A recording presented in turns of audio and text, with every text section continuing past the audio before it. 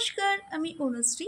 অপ্রয়োজনীয় কোনো জিনিসকে পুনরায় ব্যবহারযোগ্য করে তোলার জন্য যতটা পরিশ্রম হয় তার থেকেও বেশি ভালো লাগে জিনিসটা যখন সম্পূর্ণ হয়। এই যে সবুজ কালারের কৌটোটা আপনারা দেখছেন, এটা কিন্তু মোটেই আমার না, এটা তিন্নির।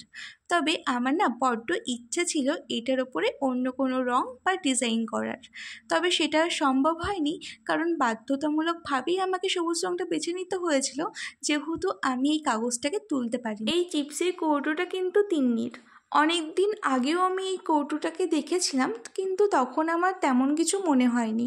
তবে আমি যেদিনকে বাড়িতে গেছিলাম দেখলাম তিন্নি এটা নিয়ে খেলা করছে, তখন আমার কৌটোটা বেশ পছন্দ হয় এবং আমি তিন্নিকে বলি, তুই কি আমাকে এটা দিবি?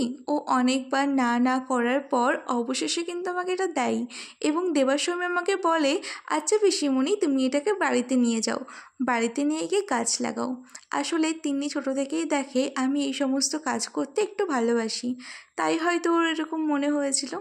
আজ ভিডিওটা এই পর্যন্তই, দেখা হবে পরবর্তী ভিডিওতে।